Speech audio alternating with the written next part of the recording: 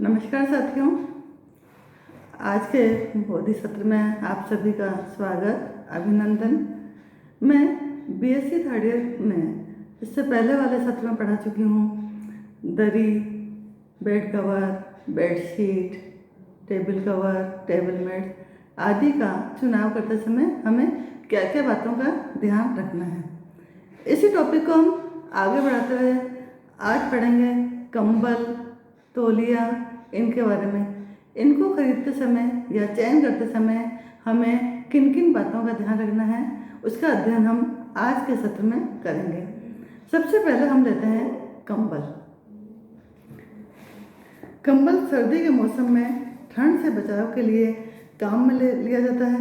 कंबल का मुख्य काम हमारे शरीर को गर्मी प्रदान करना है। जो 100% ऊनी रेशे से बने होते हैं वो बहुत अधिक गर्म होते हैं। आजकल जो मार्केट में कंबल आ रहे हैं वो सिंथेटिक फाइबर्स होते हैं। अक्सर उसमें नायलॉन या रेयॉन होता है, इसलिए सॉफ्ट होते हैं और उसमें गर्माहट थोड़ी सी कम होती है। कंबल की मोटाई, सघन बुनाई, इस पर उठे रोएं, इन सब पर कंबल की उष्णता और गर्माहट निर्भर करती है। लंबे रोएं और सघन बुनाई से युक्त कंबल अधिक गर्मी प्रदान करते हैं। लंबे रोएं के बीच में क्योंकि बहुत अधिक रिक्त स्थान रहता है, उस रिक्त स्थान पर एयर पार्टिकल्स जम जाते हैं। इस एयर पार्टिकल्स के जमने के कारण अंदर की गर्मी बाहर नहीं जा पाती और बाहर की अंदर नहीं आ पाती, इसलिए ये कंबल ज़्यादा गर्म रहता है। वर्तमान में सूती रेशे एवं संश्लित रेशों से भी कंबल बनाए जाते हैं।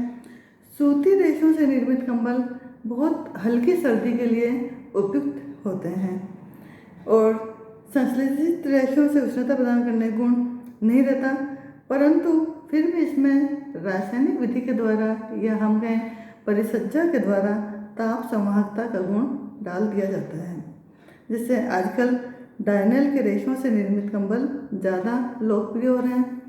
क्योंकि इसका स्पष्ट है रीज़न, ये वजन में बहुत हल्के होते हैं, छूने में एकदम सॉफ्ट होते हैं और इजी केयर होते हैं, कीड़ा नहीं लगता, वॉशेबल होते हैं, सार संभाल इनकी बहुत इजी होती है। इसलिए आज के टाइम में संश्लेषित रेशों के कंबल ज़्यादा लोकप्रिय हैं। इनमें क्योंकि कीट और फफूंदी का भी हानिकारक प्रभाव नहीं पड़ता है। संश्लेषित रेशों से निर्मित कंबल ज़्यादा महंगे होते हैं। जन साधारण की धारणा यही है कि ऊनी कंबल सर्वश्रेष्ठ होते हैं, क्योंकि ऊन से हमें लगता है कि ये गर्म तो होगा ही होगा, लेकिन आजकल संश्लेषित तंतुओं में भी कई सारी परिस्थितियों के द्वारा उष्णता का गुण डाल दिया जाता है। कंबल की उचित देखरेख और रख रखाव अत्यंत आवश्यक है। जितनी हम ढंग से देखभाल करते हैं उतना ही इसका जीवन काल लंबा हो जाता है। वैसे सदैव कंबल काम में लेने के बाद ड्राई क्लीन ही करवानी चाहिए, तो इसकी जो अवधि है, उम्र है, बढ़ जाती है। कभी कभी उपयोग के पश्चात कंबल के बाह्य स्तर पर गुठली, रोएं चिपकने जैसे दृष्टिगोचर होते हैं। इससे कंबल देखने में भद्दा और अनाकर्षक लगता है और बेजान सा लगता है। इनकी रचना झीनी और झिरझिरी सी हो जाती है। ऐसा हो जाने पर ऐसे प्रयोजन के लिए कंबल का प्रयोग किया जाता है, वह पूरा नहीं हो पाता। दूसरे शब्दों में कहा जा सकता है कि इन कंबल से हमें उष्णता का आभास नहीं हो पाता। अतः कंबल की खरीदारी करते समय उपरोक्त सभी दोषों से मुक्त कंबल ही हमें खरीदना चाहिए। ये ध्यान रखना चाहिए कि इसमें रोएं नहीं पड़े। रोएं अधिकांश उन कंबल में पड़ते हैं जो कि स्टेपल फाइबर से बनाए जाते हैं। स्टेपल फाइबर से क्या होता है, फाइबर एंड्स निकले हुए रहते हैं या फाइबर के सिरे निकले हुए रहते हैं, और जैसे रगड़ खाते हैं ये सिरे आपस में मिलकर सतह पर रोएं बना देते हैं। छोटे आकार के कंबल ज़्यादा उपयुक्त नहीं होते। सामान्यतः 8x9 का कंबल ज़्यादा उपयोगी होता है। आजकल बेबी ब्लैंकेट भी मार्केट में उपलब्ध हैं। यह हल्के, कोमल, मुलायम, उष्ण होते हैं और बच्चों के लिए बहुत अच्छे होते हैं क्योंकि ये लाइट वेट होते हैं और एकदम सॉफ्ट होते हैं। आज के वैज्ञानिक युग में विद्युत नियंत्रित कंबल भी निर्मित होने लगते हैं, अर्थात इनकी गर्माहट को हम अपनी आवश्यकता अनुसार कम या ज़्यादा कर सकते हैं या हम उष्णता को कंट्रोल कर सकते हैं। इस कारण केवल एक ही कंबल अत्यधिक सर्दी से बचाव के लिए भी उपयुक्त होता है। इसमें वातावरण के तापमान के अनुसार गर्मी को प्रदान करने की क्षमता होती है। सुंदर और आकर्षक कंबल से हमारे जो कमरे की शोभा है डबल हो जाती है। कंबल का रंग हमारे जो बेडशीट है या बेड कवर है उससे मैचिंग का खरीदना चाहिए और ये भी कई सारे अट्रैक्टिव कलर में बाज़ार में उपलब्ध हैं, बहुत अच्छी डिज़ाइंस में उपलब्ध हैं, तो उसे प्रेफर करना चाहिए। और ध्यान यही रखना चाहिए कि बिस्तर का ये हमारी जो बेडशीट है उसका मैचिंग का लें।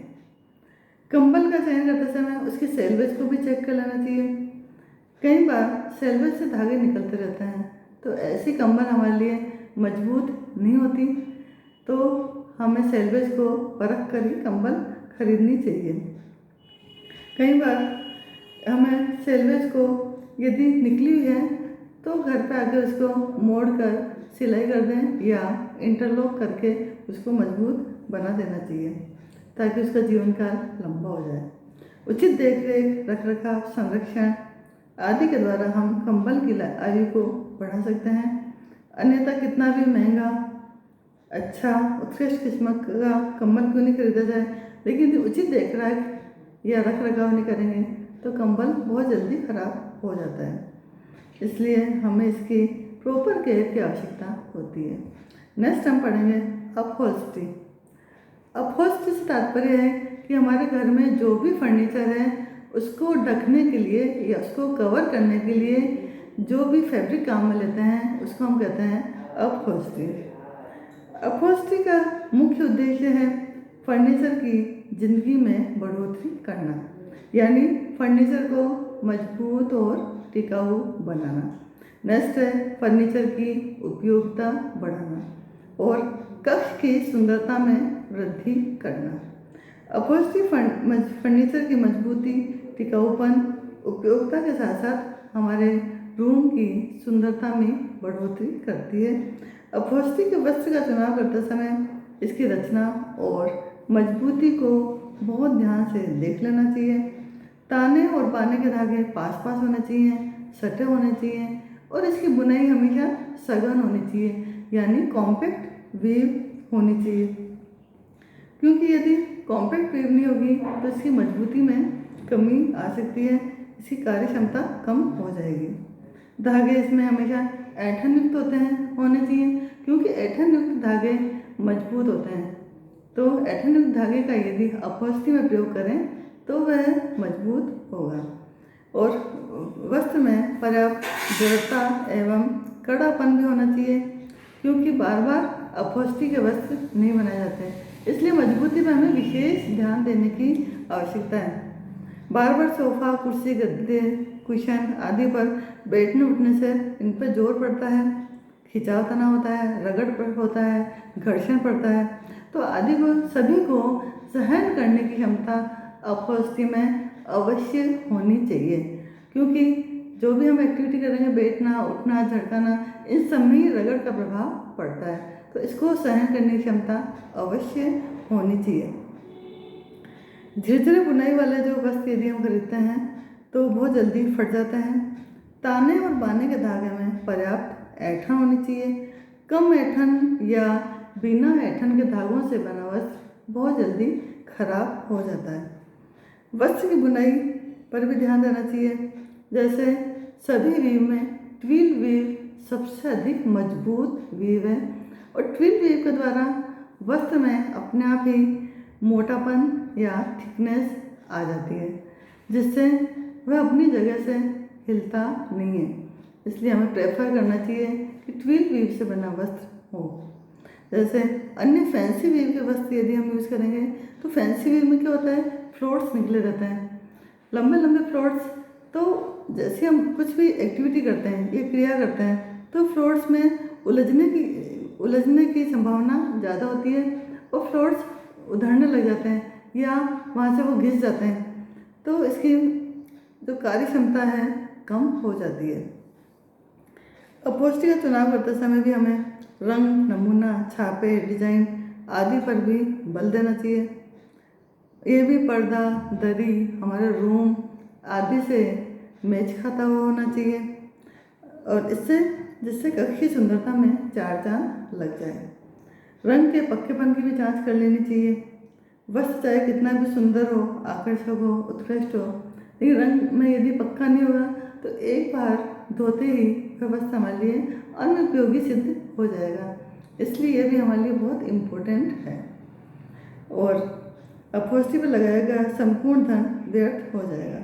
गहरे रंग के वस्त्र जिन पर गहरे रंगों के ही नमूने एवं डिजाइन बना रहते हैं वो उत्तम रहते हैं, क्योंकि ये शीघ्रता से गंदे नहीं होते और इन पर लगे हुए दाग धब्बे भी हमें बहुत जल्दी से दिखाई नहीं देते।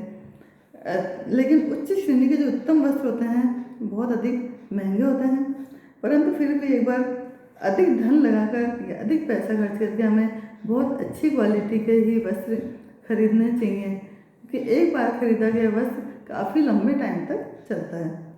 अपहोस्टी के वस्त्र का चुनाव करते समय परिसज्जा का भी विशेष ध्यान रखना चाहिए।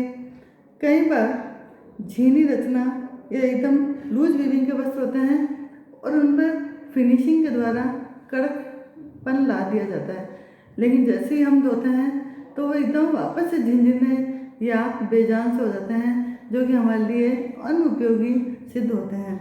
अतः इस पर की गई परिचर्या को हमें बहुत ध्यान से देखकर चुनाव करना चाहिए।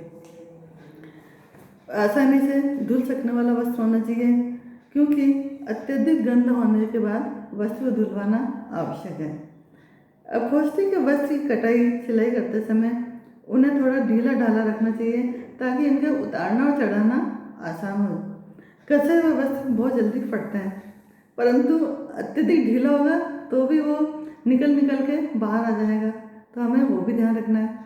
बहुत अधिक कसा हुआ भी नहीं होना चाहिए और बहुत अधिक लूज भी नहीं होना चाहिए।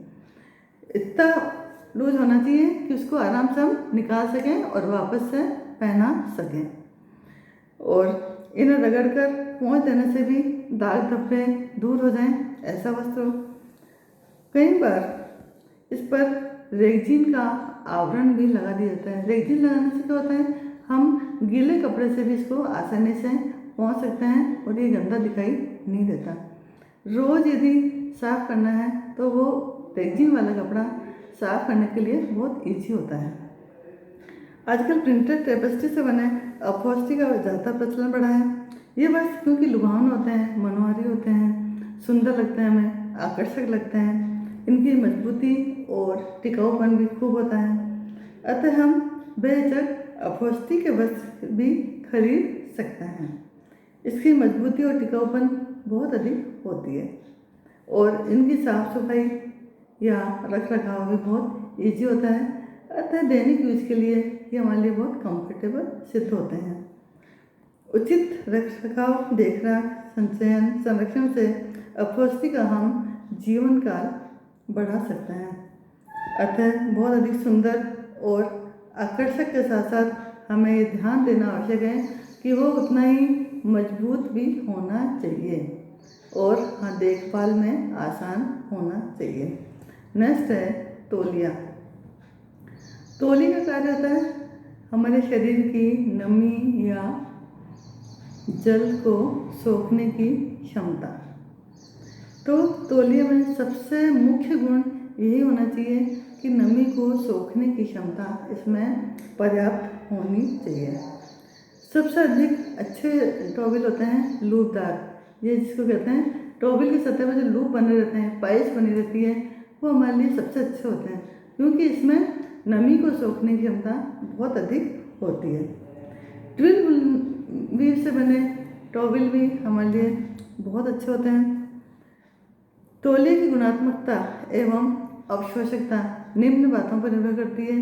तौलिए की बुनाई, फंदे की संख्या और फंदे की लंबाई, और अब पढ़ेंगे हम तौलिए के प्रकार। तौलिए कई तरह के होते हैं, जैसे स्नान तौलिया या बाथ टॉवल, हाथ मुंह पोंछने का टॉवल या हैंड एंड फेस टॉवल, बर्तन पोंछने का टॉवल, डिश टॉवल कहते हैं इसको, और रसोई में काम आने वाले टॉवल या किचन टॉवल। इन सभी को खरीदते समय सबसे मुख्य बात हमें यही ध्यान रखनी है, सॉफ्ट हो, लूप्स हों, ताकि वो नमी को आसानी से सोख सकें। जैसे किचन में काम करने वाले टॉवल हैं तो वो हैंडल करने में ईजी हों, ये हमें ध्यान रखना है। इस तरह से घर में काम आने वाले इन सभी वस्तुओं का हमें चयन करते समय विशेष ध्यान रखना आवश्यक है। धन्यवाद।